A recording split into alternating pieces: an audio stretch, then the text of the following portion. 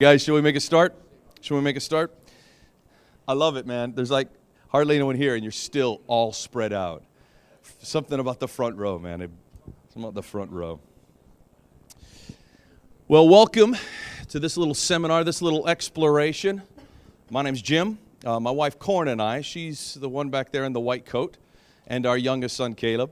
We're team leaders for Canterbury Vineyard. We moved down there in August 2007 to plant Canterbury Vineyard, and we're having loads of fun. It's great.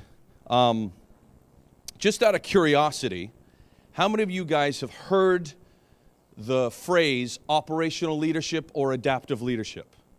Does anyone have any background in that kind of terminology coming in today? Oh, I can say anything I want, and you'll just think, that's awesome. It's actually some fairly technical terminology, but the practical outworkings of these things aren't technical. Okay, so I'm being fairly selfish doing this seminar. I never intended to share these ideas in this kind of context. I actually sent an email to some of the leadership in Vineyard, and I said, hey guys, wouldn't it be great if we had a stream of seminars that, and I coined the phrase NLC Fringe.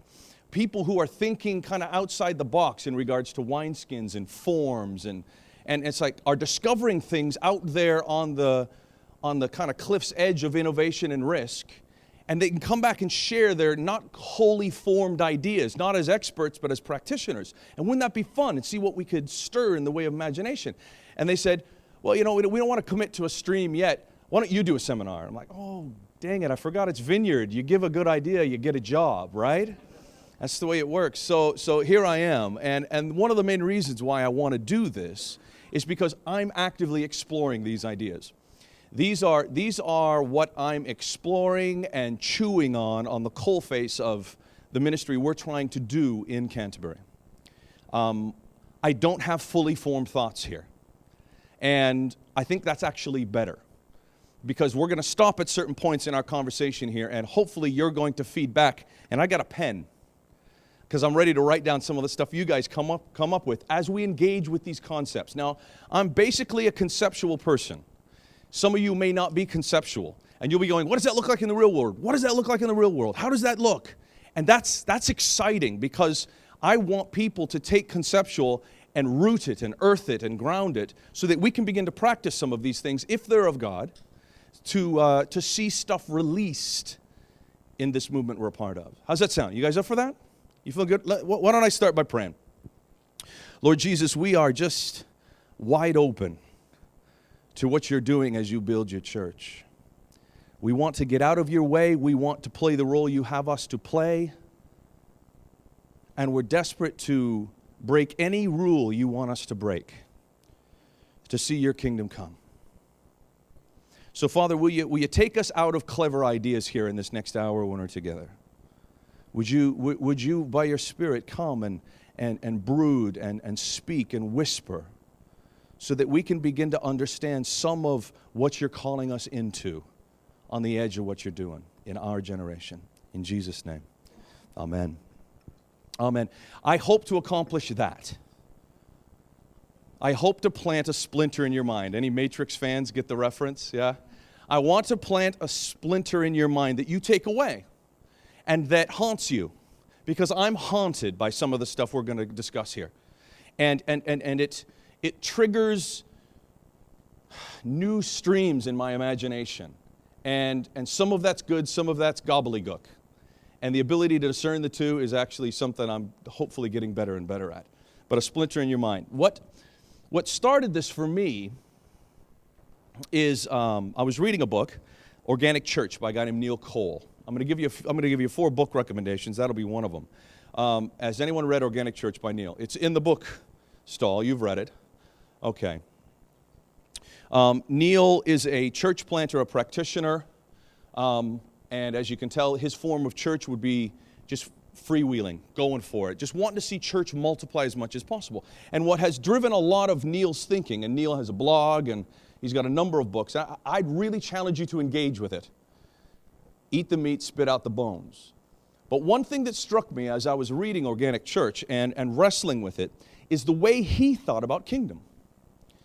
Because he said, you know, he was the church planting overseer for the whole southwest region of the Southern Baptist denomination. And they put $1 million into a church plant in Arizona. They got a great church planter. They got a great facility. They had all the money in the world, and it fell flat in 18 months. And so he went back and he said, I don't get it. And so he went back to the parables and he began to ask questions. What did Jesus say about how this thing should work? Fairly novel idea. Duh. And as he was talking about his journey, these verses from Mark chapter 4 became a splinter in my mind.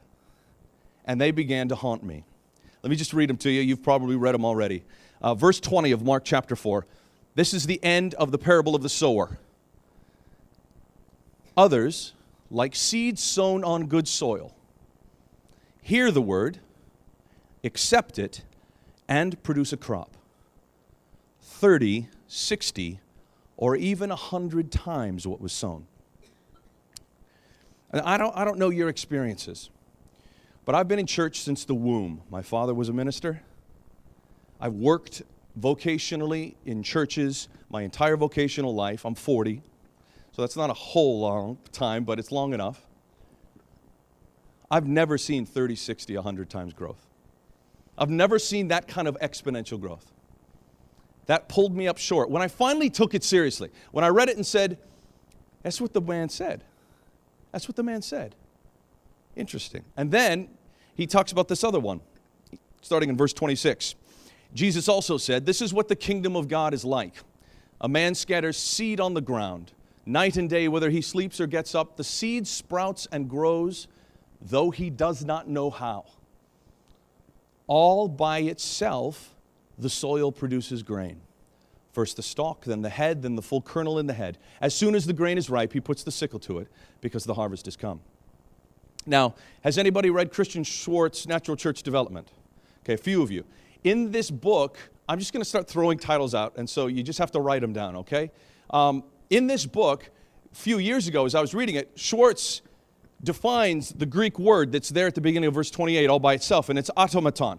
It's automate, which is the root word for automatic. Night and day, whether he sleeps or gets up, the seed sprouts and grows. Though he does not know how, automatically it grows. You see, I was raised in the American church. As you can tell, I talk funny. Okay, my first job in ministry was a Presbyterian church of about 600. My second job in ministry was of a congregational church of 3,500 with a massive $12 million mortgage. The next place I worked for was a tiny little 50-person church plant that we started in the art district of LA. And then I worked at a 2,000-person church. Okay? And so I had all this experience in church, and no one ever taught me about automatic growth. No one ever taught me about all by itself growth. They taught me strategic planning. They taught me how to market programs. They taught me how to make sure I had enough programs to attract my demographic focus group. And I ingested that, but something never felt right. And then I went along to a Soul Survivor USA event, and Mike Pilavacci was walking around the back like he often did at those events, and Todd Hunter was on the stage. And Todd Hunter started talking about this thing called the kingdom of God. Now, I'd been in ministry for years, I'm embarrassed to say. And Todd started to describe the answer to all the questions I had about what I'd seen in church. Because what I'd seen in church was a profoundly human experience. It was people coming up with good ideas, organizing them well, marketing them even better, and seeing people turn up. And then he started talking about this thing breaking into human history and having a mind of its own and a purpose of its own to which we were to align ourselves. And I was like, this flips everything. This is it. And all of a sudden, things began to shift. And so I've been wrestling with this thing of kingdom ever since because it opened up these doors for me. And it seems to me that what Neil Cole was referring to, what Christian Schwartz was referring to here in these contexts is the potential and possibilities when we take Jesus' references to the kingdom seriously. Exponential multiplying growth. Exponential multiplying growth. I did some research, and I because I forgot the numbers, but we're all familiar with the phenomenon of the Chinese church, where in 1949 there were 500,000 Christians, give or take a few. And in 2007, conservative estimates say 40 million.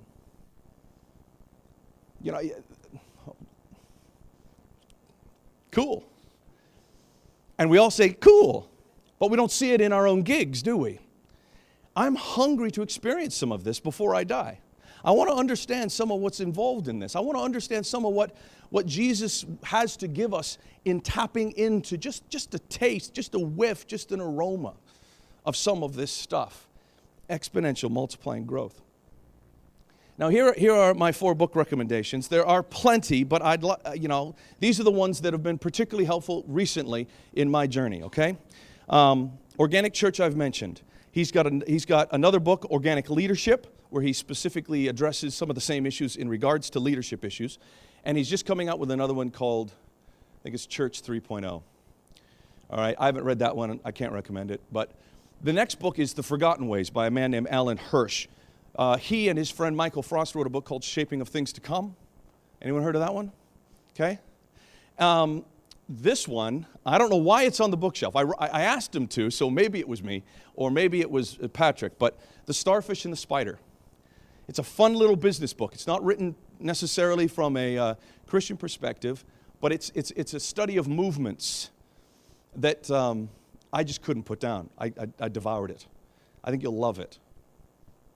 And then the final one is this book, The Missional Leader, Alan Roxburgh, and he has a co-writer, and poor guy, he worked probably just as hard as Roxburgh, but I couldn't remember his name.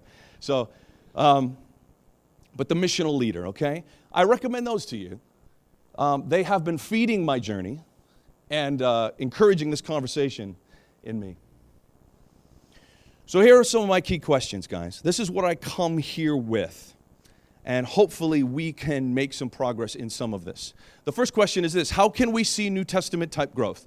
I've already addressed this. I've already alluded to this. How can we begin to taste exponential multiplying growth? I think we're satisfied with addition growth. We're satisfied with another 20 this year. We're satisfied with, but the scriptures talk about 30, 60, 100-fold. It talks about multiplying growth. I didn't write the book. It's in there. If it's in there, maybe we can taste it. So why not go for it, eh? It's like, oh, that's unreasonable, man. That's not going to happen. I don't know. I didn't put it. It's in the book. Let's see if we can taste it. Let's see if we can tap just a little bit of that. I'll be happy with 30. Who's happy with 30? Anyone be stoked with 30? I would. Second one, how do we lead churches that flourish on the waves of discontinuous cultural change? Now, I need to define that for you. Discontinuous cultural change is not change that flows one to the next. It's not predictable. It doesn't go A, B, C, D, E, F. It goes A, B, S, L, R, and great leaps kind of change that seem to not be connected in a cause-effect way. They are in very intricate, down-deep kind of ways, but it's discontinuous. And so strategic planning looks at it and can't predict it and gets caught out as a result. How do we lead churches that flourish on the waves of discontinuous cultural change through flexible wineskins that host innovation? Let that one twist your noodle a little bit. How do we equip without being held captive to a mechanistic model of leadership that stifles creativity and innovation? And how do we release the dynamism of our people without losing our DNA? And so these are some of my questions. And if you're not writing fast enough and you'd like me to send you the PowerPoint or the notes, I'll send it to you under the agreement that when you come up with something, you got to email it to me, okay? Great. I want you to take a second. I want to turn for a minute to the person sitting next to you, and I want you to come up with a question you have. Okay? Take a second, 60 seconds. I'll time us, because I know we have limited time. What would be a question you have in regards to this issue of exponential multiplying growth? All right? Go for it.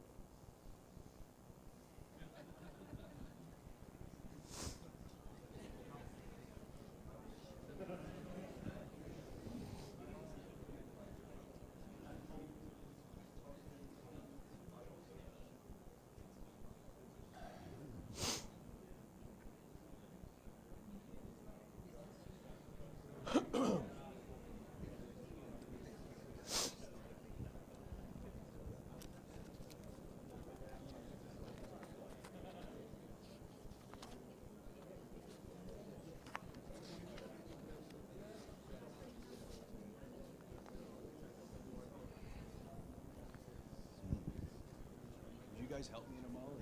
Chuck these at people? Thank you. All right, guys, 20 seconds.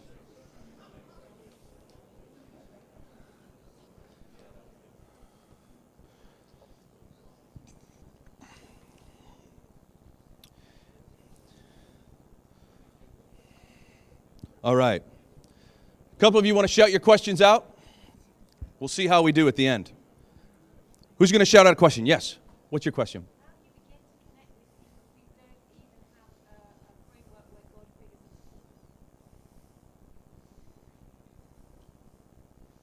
Okay. Anyone else? How do you begin to connect with people who don't even have a framework for God at all? God doesn't even figure into the framework whatsoever. Sorry, man, I forgot it. Anyone else? Shout one out. Is it seasonal? Good question. Anyone else? How do you pastor? Oh, I see. How do you pastor new people? Who else? How do you sustain it? Yep. How do you sustain it? That's a good one. Couple more. How do you retain the values? Oh, that's a fantastic question. How do you tell them when I actually talk about that? Yeah. How do you retain the values? Protect the DNA. One more. Who else? Yes.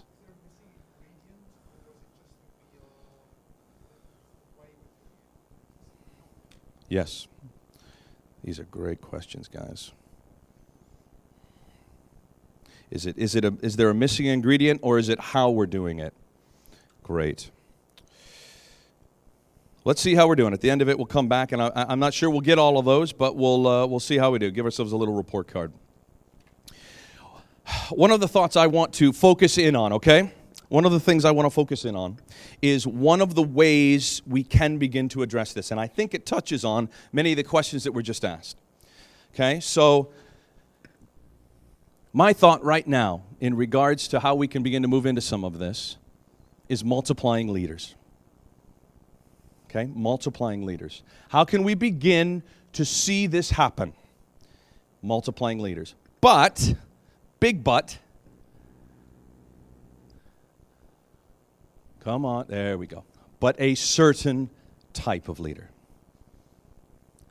If we're going to begin to tap into this New Testament promise of exponential multiplying growth, there's going to be a number of elements, but one of the elements at least is going to be the ability to multiply leaders and a certain type of leader, which is where the title to what we're doing today comes from.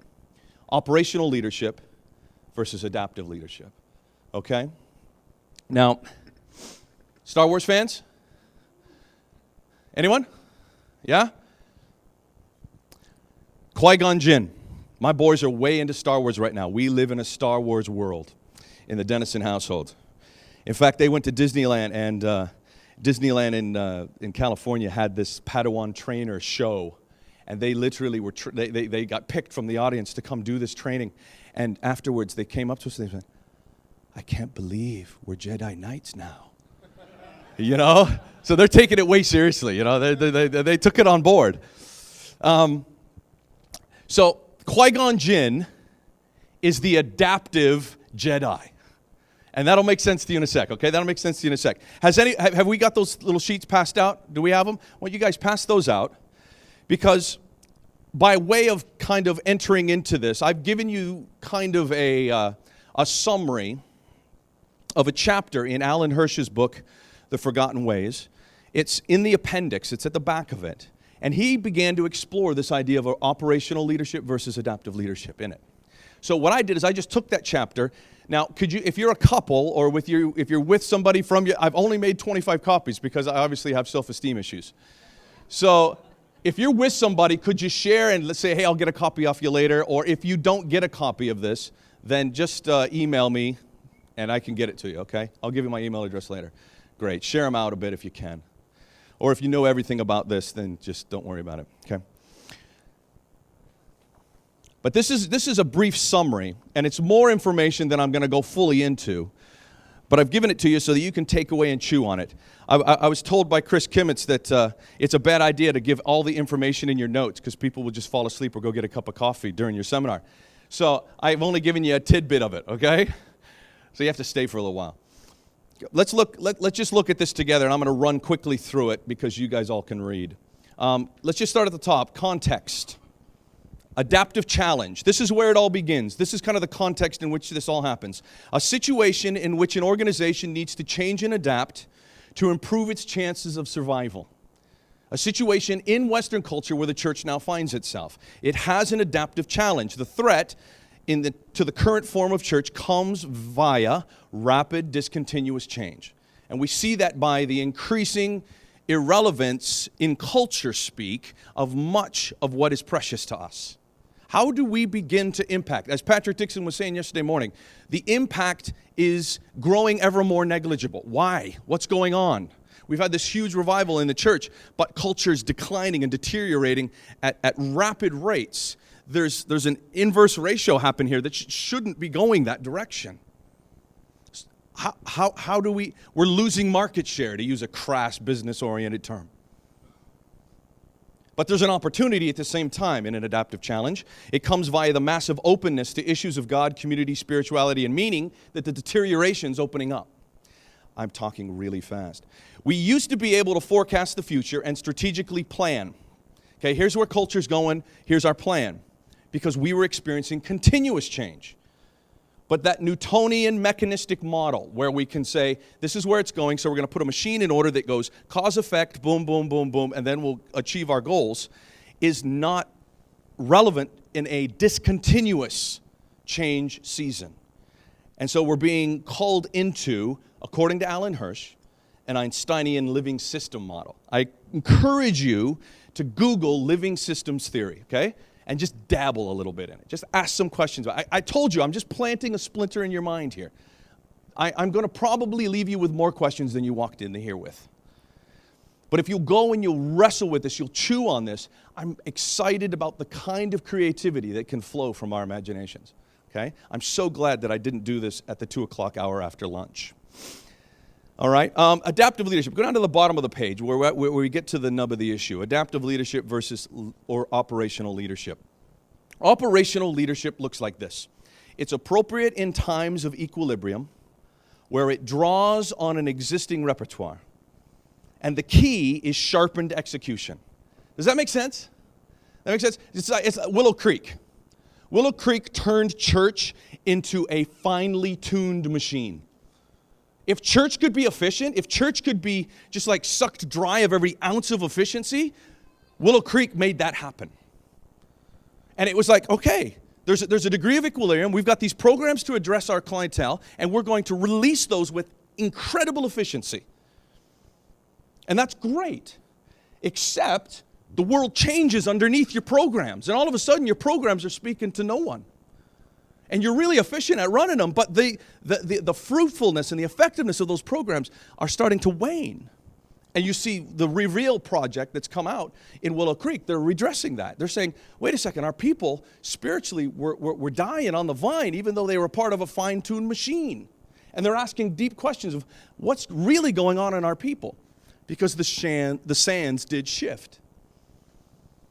Leaders are the head in an operational get-up. Okay, this is important here. In an operational approach, operational leaders are the head, and the organization is the body. The intelligence is at the top, and it's distributed downward. Okay? There's a promise of predictable change, and there's an assumption of cascading intention. So the leaders at the center of the organization set the priorities, and it kind of cascades down into these people. And we assume that everyone's going to take that up. Okay, so it's a centralized project, and it goes at things in that way, assuming that equilibrium is in place. Alan Hirsch says this, operational leadership works best when the problems being faced can be dealt with by drawing upon a pre-existing repertoire. The goal is sharpened execution, whereas adaptive leadership sees the edge of chaos as the sweet spot for productive creativity in the people. The goal for adaptive leadership is a mobilized people who generate apostolic genius. Adaptive requires leaders who can disturb the stifling equilibrium. You see, equilibrium is what you're counting on in an operational system. But in times of discontinuous change, we need adaptive leaders that can disturb that equilibrium and actually create conditions for change and innovation. So instead of trying to keep things mellow and chilled so that things can progress, you're actually trying to stir the water. You're trying to stir the chaos, to hold the organization's collective feet to the fire, to regulate distress so that the system is drawn out of the comfort zone, but not too much because you'll fry them, and to manage avoidance issues like scapegoating. A perfect example of an operational approach is when a friend of mine, and he's a wonderful pastor and deep thinker, we were talking about small groups, and he said, listen, the only traction we've ever been able to get in small groups is when we used a book called Sticky Church. Has anyone heard of the book Sticky Church? Basically, it's an approach where you use the Sunday sermon and you build the whole small group program around the sermon questions that come out of that. Not a bad idea, but he builds it, and it's really what it is it's a teaching model where the Sunday pulpit actually, and then the small groups get built out of that. And so he trains his leaders to deliver a conversation based on the Sunday sermon. But the problem is, what happens when you have people around you who have no framework for God? And you want small groups to be able to affect that. Where's the room for innovation in that? I'm asking myself the question right now in so many ways. This will complicate your life. Operational leadership is far cleaner. It's far easier. It's far more fun when you're a leader because you can control things. I like to control things. I'm a control freak. Are you a control freak? I'm a control freak. I like to control things. But what I've realized is that I'm not clever enough to control things holistically enough to be able to foresee all of the dynamics that are happening on the coalface. And what I need are leaders who are on the coalface with freedom to innovate. And if they aren't free to innovate, I need to stir the water under them so they get so disturbed about their irrelevance that they start to realize I need to wake up and start thinking about how I can innovate and engage. My job isn't to answer the question for them, it's to stir them into the kind of leader, i.e. adaptive leader, who engages their context. And this is the distinctive. I'm not training leaders to deliver a program. I'm training leaders to innovate on the coalface. And this is why I love Qui-Gon Jinn. Because he refuses to play it merely by the book. See, the Jedi Council is bound, isn't it? I mean, I'm going to go Star Wars geek on you, okay? In the first Star Wars one, Episode 1, they're saying, listen, you can't do it this way, you can't do it this way. And Qui-Gon is like, wait a second, man. It's a living force. You've got to engage with this, you know? And so he sees young Anakin, and he knows something is happening here. And so he takes a risk with it, with this boy, who actually becomes the one that brings balance to the Force. But the Jedi Council are going, don't, you can't, you're not, no. Oh, he did. And he sets loose these forces that actually end up bringing balance to the Force. Okay? So operational leadership is dependent upon the model that they've been given. All right? And if we are in a season of discontinuous change, you may argue with me. You may say, no, that's not true, Jim. That's fine. We can have that conversation. But for the sake of our discussion today, I'm going to have the assumption that that is, in fact, the case. And in a season of discontinuous change, some of the programs we give people to deliver are going to just cease to be effective and fruitful. And what do we do then? Because they're going to come back to us as people who can sit on a rota and deliver a program. And they're going, it's not working anymore. What do we do? Well, I mean, the churches I grew up in my 20s, I had to come up with a new program for them. But do I understand the context of Northwest Pasadena, which was right on our doorstep for the church I was working at, which is 96% black? Yeah, Jim, come up with a program for those neighborhoods. Lovely. What kind of model is that? What kind of model is that? You see, the thing is this, guys. If until this sinks in, we're going to balk at this. Because any activity at all has some fruit that comes with it. Okay, so you engage at all. Even if you engage with operational leaders and programs, that's fine. You're going to see fruit. You're going to see something happen. But the truth is, we are losing the effectiveness we had in culture. I'm seeing this in Canterbury right now. Canterbury, being Canterbury, used to be a fairly engaged town. But there's 1/3 of Canterbury now that's completely untouched. There's not a church in the area. Well, there's one church, and there's 20 people there.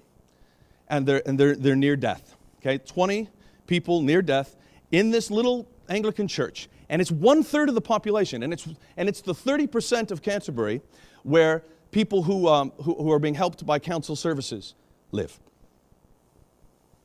And so we have programs set up in town that meet their needs, and then what we do is we try to get them from this program, which is called Time Out. We try to get them into the churches in town, which are all based in all the other middle class portions of Canterbury.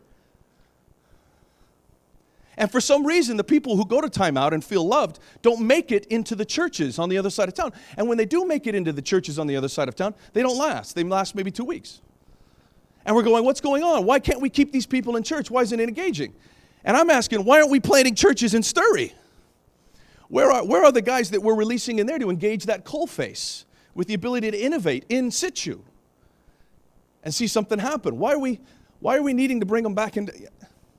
And so we're ceasing to release life because we're stuck in this model of getting them back into our churches. Instead of saying, you know what, it may not be the biggest church in town, but what if we had 20 churches in Sturry all over on the coalface, engaging with the different contexts we had going on in there?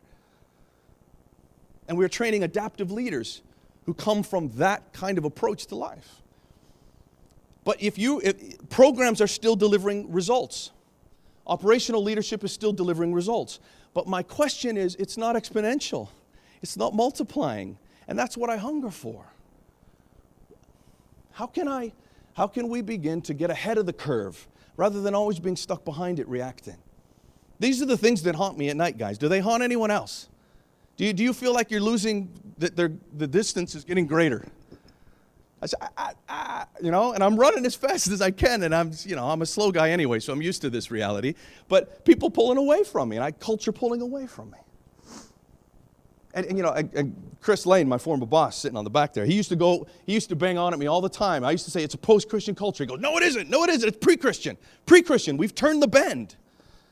Now, that's another one that'll do your noodle if you take it seriously. Not only, we're what? Like, I'm still trying to come to grips with post-Christian. How do my programs work in a pre-Christian situation where it's so far gone, they don't even have any idea what we're talking about anymore? So, here's a key question that drives the rest of our time. Is a missional church one that has loads of centralized missional programs that the leadership teams come up with and everybody signs up on clipboards at the back? Or is a missional church one that has mobilized and equipped its people to be missional in their daily lives, contexts, and relationships? The answer is that both are missional churches. But which is the kind of missional church that has the promise of tapping into just a taste of this exponential multiplying growth that the scriptures seem to say is a possibility? And if we say the second one might have a little closeness to that, maybe the programmatic approach doesn't need to be chucked completely, but maybe it has a role to play as the equivalent of training wheels in this whole process. What I want to give you guys is, as quickly as I can talk through them, 10 keys that I'm discovering right now, wrestling with, in no way having sussed.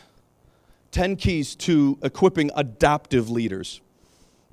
Okay, I'm leaving that part of the conversation and with the assumption that we're seeing something about adaptive leadership that is relevant to our moment in history, and we want to understand more about it. Okay, is there more room for the discussion of operational versus adaptive? Absolutely, but we'll leave it for now. Okay, so the 10 keys go as follows. Okay, these are the first 5. Now, like I said, I am wrestling with how to equip our people in these or with these. I don't have a program to deliver to you about, here's how you train adaptive leaders. I don't have that. What I have are some priorities I'm reaching for right now. And the first one is that, chaos. And I touched on that, and Hirsch touches on that in this handout that we gave to you. chaos, the sweet spot of organizational creativity. Let me read you a quote. Moving to the edge of chaos creates upheaval, but not dissolution. That's why being on the edge is so important. The edge is not the abyss. It's the sweet spot for productive change. And when productive agitation runs high, innovation often thrives, and startling breakthroughs can come about. This elusive, much sought-after sweet spot is sometimes called a burning platform. The living sciences call it the edge of chaos. Now that's Alan Hirsch summarizing thoughts from another book called Surfing the Edge of Chaos. It's where chaos becomes... Has anyone ever been on a staff team unity day where you did a ropes course or something? Or rock climbed or anything? You guys are all like, no. It's fantastic. You know, the word liminality. You create this sense of danger and threat, and all of a sudden these people that were like arguing over the stapler become a team. And what's that all about? What's that about? It's because something changes in the environment, in the soil, in a situation where there's threat. And chaos, in a benign kind of way, creates a threat that can draw negative results out of people, but also can draw bold, miraculous innovation. And this is the tool of the gift of a leader is knowing how much, how little. It's getting the temperature just right, like running the bath for my kids every night. They're very fussy. No, that's too hot, Daddy. No, that's too cold. And how do you get it? Well, that's a learned skill, I think, over time. But I was reading a book by Mark Driscoll. I don't know what you think of Mark Driscoll, but it won't matter for this anecdote. Mark Driscoll, when he was, I think, 3 years into his church plant in Seattle, and the church was about 1,000. And they had a building, and he said he sat in his office that day, put his feet up on the desk, eating a sandwich at lunchtime, leaned back, and was going to just exhale and experience having arrived, when all of a sudden it occurred to him. And I think the guy had a prophetic word, but he wouldn't call it that. All of a sudden he realized that he had to blow the whole thing up. That wasn't his destination, 1,000 people. That he was meant to go somewhere further into it. He was meant to actually affect the whole city of Seattle. And so he fired, this being Mark, he fires his associate, brings another guy on as his associate who was unproven and took a huge risk, fired his worship leaders, brought other people who were inexperienced in as the worship leaders, and completely turned the whole thing, staff team, upside down. Because he knew that the leaders that were in place to get them to 1,000 were not the kind of leaders that could take them to 6,000 to 10,000, which is where he knew he needed to go. And he just went, whoom. And people were frustrated and angry and up in arms, and there was chaos. Mars Hill's just about 10,000. I know, you like Mark Driscoll, you don't like Mark Driscoll. He's illustrating for us the power of what kind of, I heard a story recently that, I don't know if there's anyone from Causeway Coast here, but one of your guys told me that there was a for sale sign on the outside of that building for years that never got taken down, in order to keep a sense of tension and fire under the people that it's like, you can't settle in. And so we've just recently got access to a warehouse in Canterbury for use. Oh my gosh, Chris, you never told me what a nightmare buildings are, man. Oh my gosh. But, there's a for lease sign on the outside of it. And I want a bigger one. Because I want everyone coming to church to go, oh, wow, is this the week we lose it? I want that sense of tension, because what that's going to do is it's going to cause them to be aware that we can't sit back. We got to realize there's always a pressing forward into something. Chaos is a productive place in the right dose. First one. Second one is this. Surrender. Again, a quote. This is Neil Cole. I believe that a profound reason why movements occur more easily in places and times of severe persecution is that because the church is prevented from doing things that hold back the kingdom, such as hiring professionals, buying and maintaining facilities, creating programs, and writing curriculum. Rapid and spontaneous movements can emerge. Stripped of any other resource or object of devotion and faith in a persecuted church, Christ becomes more real, and the gospel is all the people have left, and a movement results. All the movement inhibitors and impediments are removed, and the church is free to move unchecked and with great power. Can we see this in the non-persecuted Western world as well? Of course we can.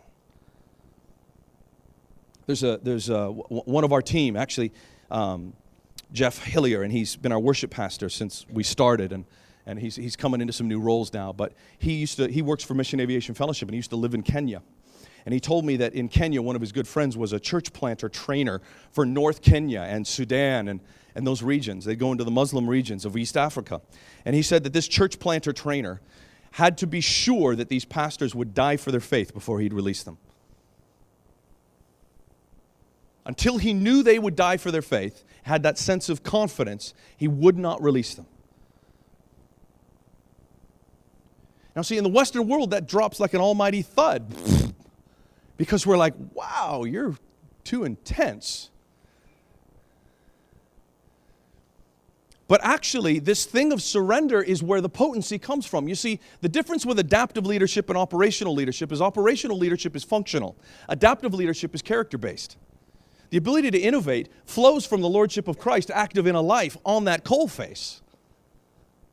And so it's a tougher, deeper work that's going on to release adaptive leaders. Now, of course, we care about discipleship in operational leadership training. I'm not saying we don't, but what I am saying is that with adaptive leadership, there's a level of non-negotiability about it that's unavoidable. Surrender. Third one, failure. Failure.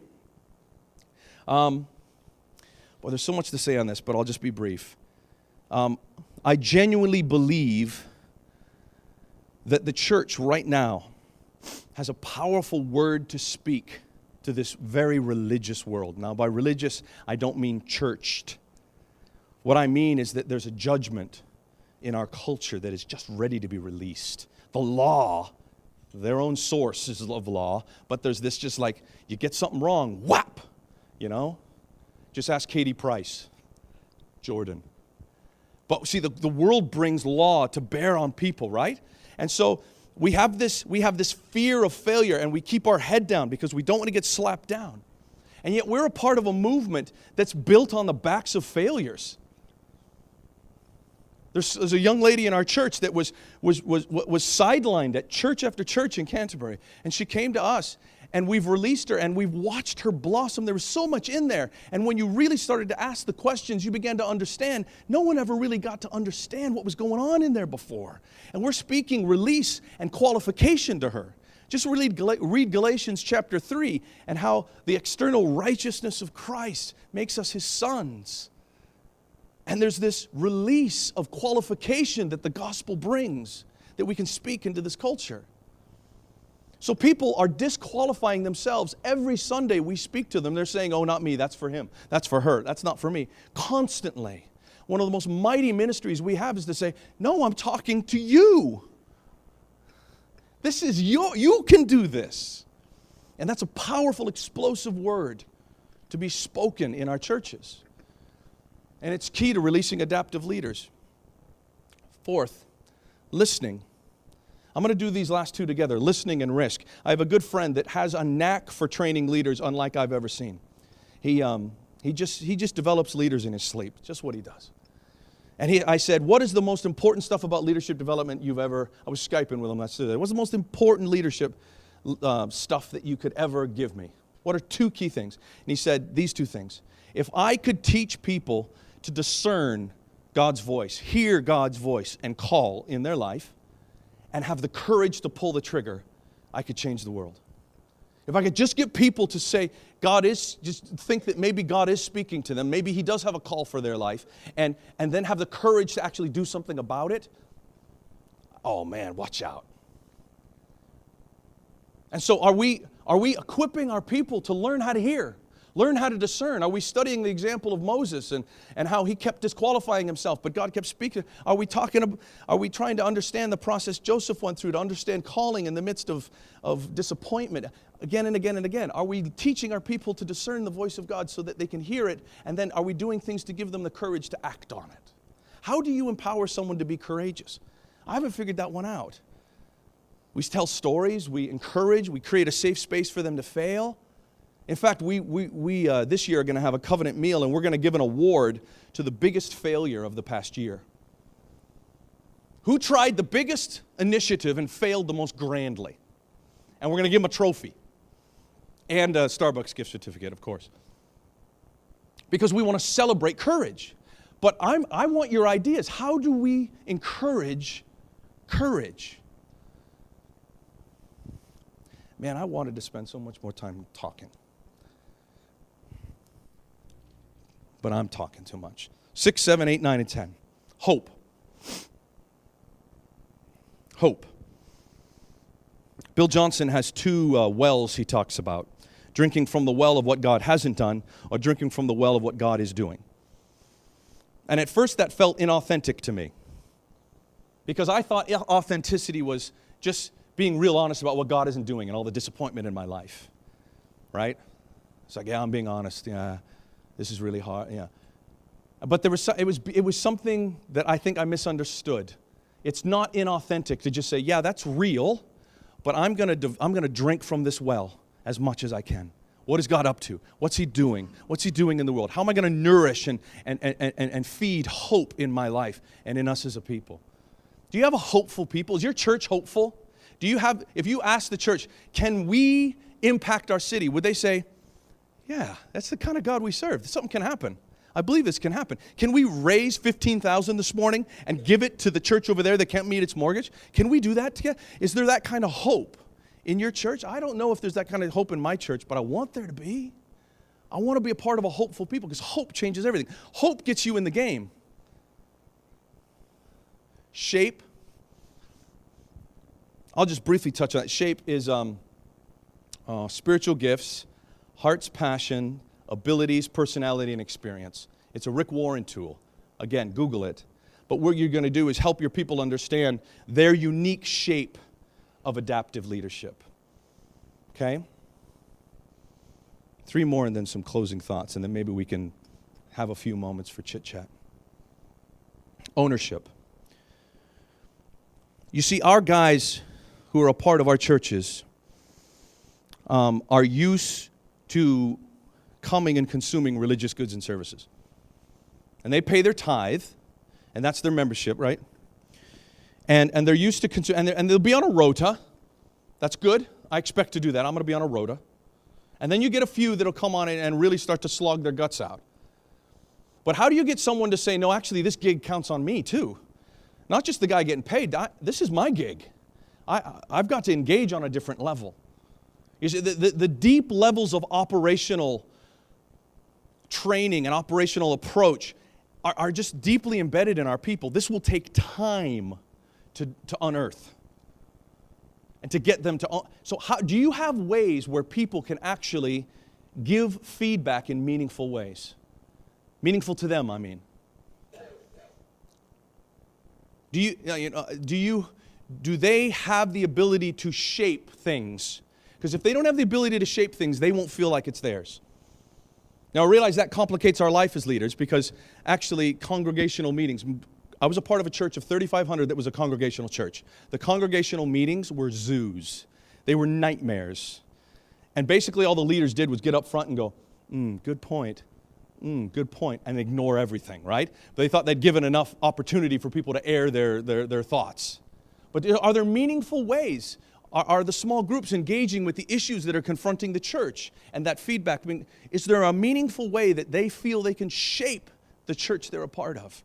Because if they don't have ownership, they won't be mobilized to think that they have a role to play more than pay their dues and fill a rota.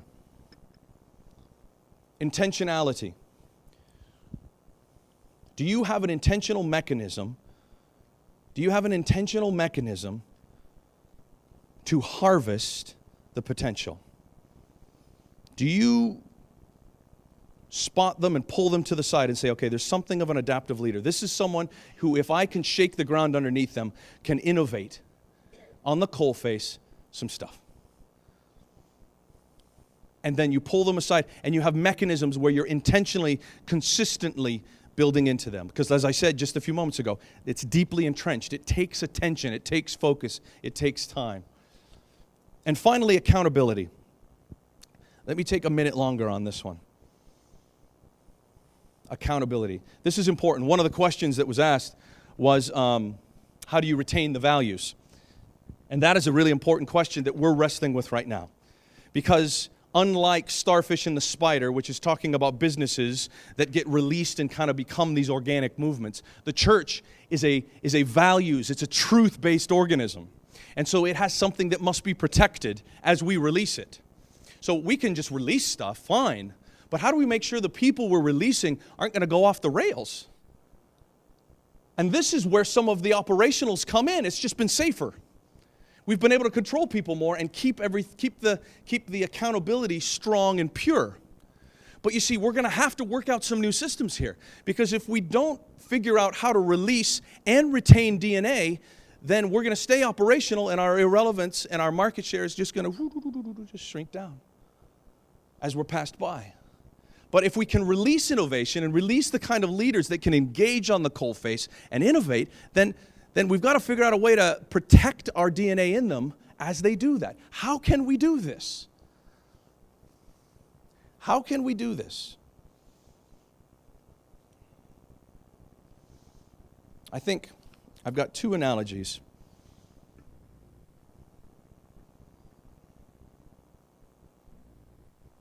The first one's the greenhouse. I believe in the power of organic growth. That seems to be what automate is referring to in Mark chapter 4. All by itself growth is growth that has nothing to do with you. You release it and it keeps going. Whether you're awake or asleep, the scripture says. It's something that it leaves your hand and it keeps going without you having to keep going. So how do we attain organic but also keep our values? Well, I think, and this is again my buddy Tom, the greenhouse is an institutional element, isn't it?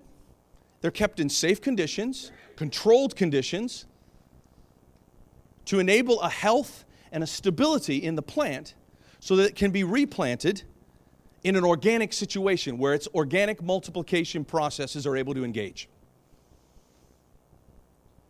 So I actually think that if we look at it and are realistic and say, okay, initially, some of these guys, I went, when we were church planting in 2003, and that was a whole train wreck of an experience, I should have seen it coming because I sat around and I said, who has dreams? Who has something that they're passionate to see happen in the world? And they stared at me for 10 minutes. No one raised their hand. And finally, I left the room. I thought, oh, they're just intimidated because I'm here. So 10 minutes, I'll go in the other room. I'll come back in. And I said, okay, so who has something? And I finally got out of one guy that he kind of wanted to go on a vacation to the Caribbean that year. You see, we're so used to being a part of something that's run for us, that to actually be a part of something, to engage, So we need to meet them where they're at and use some of these institutional mechanisms, some of this, operational approach to engage them. But then what we have to do is build in a transition where we say, now you get to try it. Now go. And we find a way to release them back into the wild.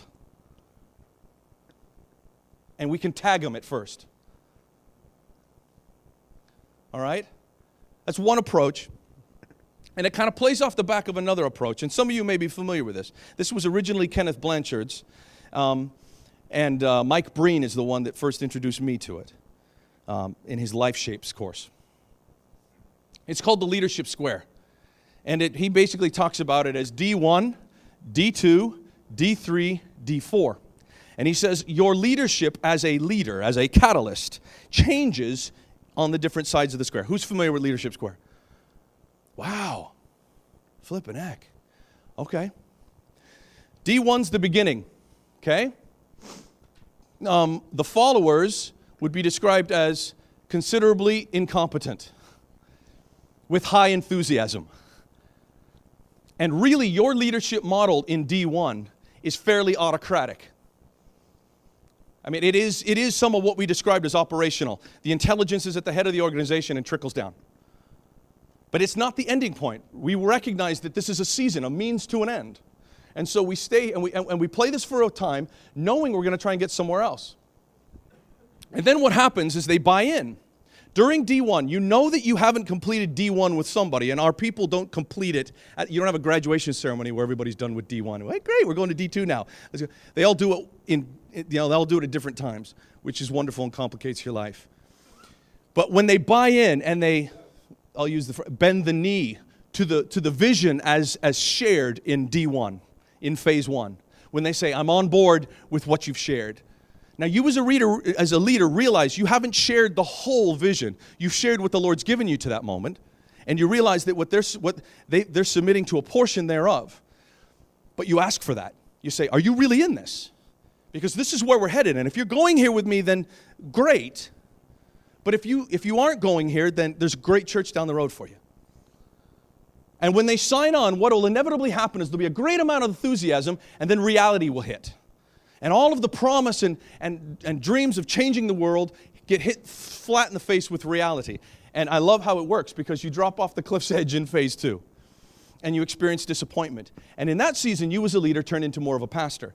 You're still high vision. You're saying, we're not changing a thing. I know it's hard. We're not changing a thing. I know it's hard. Here, let me give you a hug. You know? You love on them as you walk through it with them.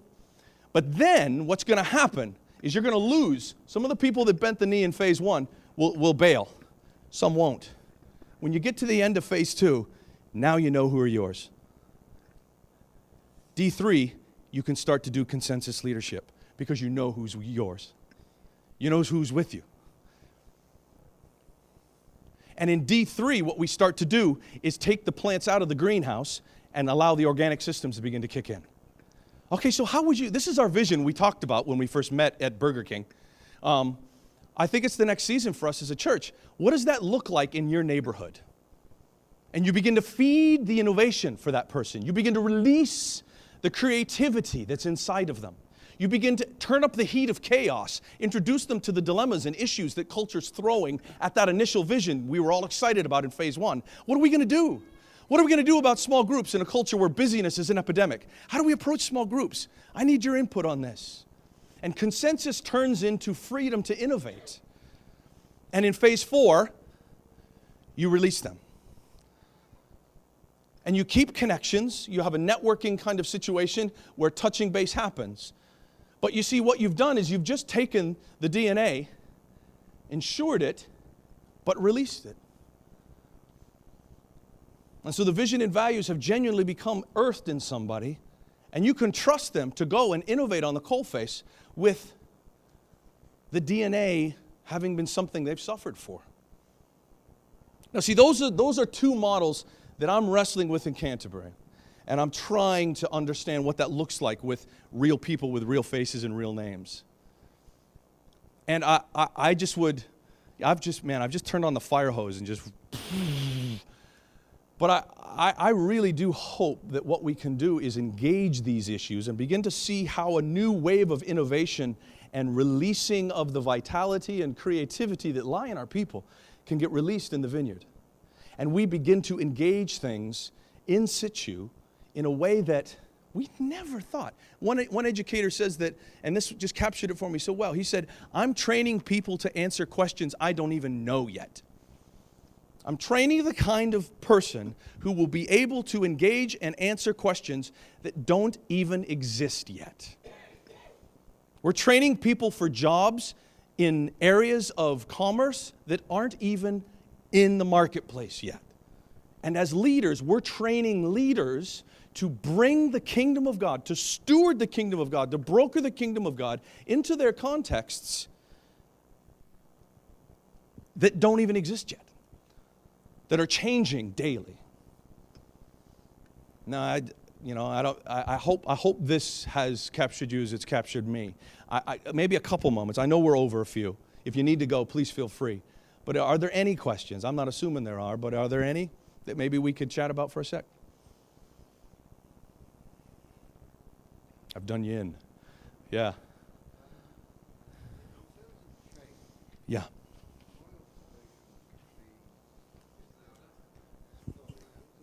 Here you a sec. Here, hold on a sec. I'll just give you this. Hi. In terms of change, my observations have been that there's a rapid change. The change has accelerated more recently. but also change has diversified. It's become more plural in the last, I would say, 30 years. I was born at the very forefront of postmodernism, so the pluralistic aspect of change is, I'm used to that. In the business world, business copes with pluralistic change by specializing. That's not an option for the church, because the church is there to reach everyone. So the church has put itself in a difficult, or it finds itself in a difficult position of wanting to reach out to a pluralistic society, but to do that effectively and not able to specialize. Discuss. Yes. I mean, I disagree with you saying that the church can't specialize. I think it's absolutely required for the church to specialize. I think a church needs to tribalize. We need to figure out ways to organize our life so that we can begin to make contact with the plethora of multiplying tribes across our culture. And we want to release people. Like I said, for instance, that whole 1/3 of Canterbury, there's no one there, but there's probably so many subsets in that area. What we need to do is enable people to go and innovate into these subsets of our culture. And it really is a balkanization of change. Absolutely true. And I think actually the way we organize ourselves around one kind of singular event in one singular space weekly is probably about seeing its day. And the multi-site, multility kind of approach to the way we organize our communal life is probably rushing upon us. And will we be able to do that so that we can steward a reaching that is genuinely specialized? The message doesn't specialize, but our ability to interact will. And then there's some way where we're able to take the specialized approach and gather it in a unified way as well, so that we can be both specialized and heterogeneous as heaven's going to be. So that would be one of my takes on that. It's a great question. Many of us have come from different church backgrounds. Some have kind of come from more operational church backgrounds, others Yeah. very organic. Yeah. And I guess for those of us who have experience in the organic sense, one of the challenges that we maybe see is how can those people are left to do whatever they want. They're doing amazing things. Is that part of the church? The people who meet in their homes, maybe in that part of Canterbury, Sure. don't kind of know about what they're even doing. And that's amazing. That's happening. But as a church, how do you feed that back up to the church when that's what the church is doing? Or should we actually just be happy that people meet in their homes, not necessarily connected to what you're doing? I mean, that's Neil Cole's whole approach. If you do read Organic Church, you'll see he celebrates that, and he thinks that's the way forward. Good on him. We were 40 people who thought we were going to change the world in Los Angeles when we were meeting at that little art loft in central LA. We had minimal impact. I think there's something to be said for the church gathered and organized in a way that can have a greater impact. I'm not against big, but I think big needs to be both big and diversified at the same time, kind of thing. And I do think that actually Neil's missing out on a dynamic of critical mass in culture, that you can have. There's a grassroots, but there's also a presence and a resourcing that can be there. And I think if the house church movement will listen to some who have come with some of the church growth perspective that have that presence working for them, I think there probably are some innovations that can take some of the best from both and find some cool possibilities. But I don't know if that conversation's really, because both people are still trying to go, no, where's, but I think there's something that's kind of a hybrid that maybe is worth exploring. Because I came to a place where I said, I don't want to be 30 and pure. I don't want to be 30 of us and with pure DNA for the rest of my life. I'd rather be 300 wrestling with 100 of them that are kind of dodgy, because they have 300 contexts to engage,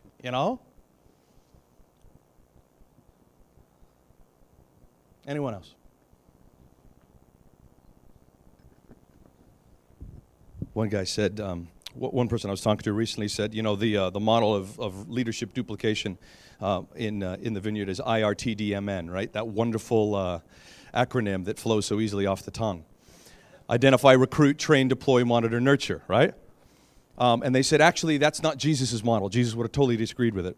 I said, what do you mean? He says, Jesus practiced identify, recruit, deploy, train. Because then they'll have some questions you can actually speak into. It's not a syllabus to get in your head, this gig. It's something you learn as you do. And really, that's kind of some of what you were saying, and it's some of how we release adaptive leaders. You have to be willing to take a risk. You need to jump off the cliff, and we create we are farmers, not engineers, as leaders.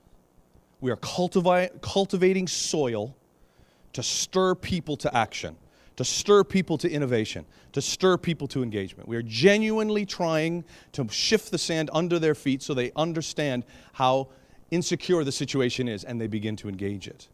We are farmers cultivating soil. Now, that's Alan Roxburgh's analogy, and he spends the whole book, Missional Leader, exploring that. I'd recommend it to you. Well, there you go, guys. I hope the splinter's deeply implanted. And as I'm looking at the questions, we probably didn't get to hardly any of them. But if you want to chat afterwards, I'll be here.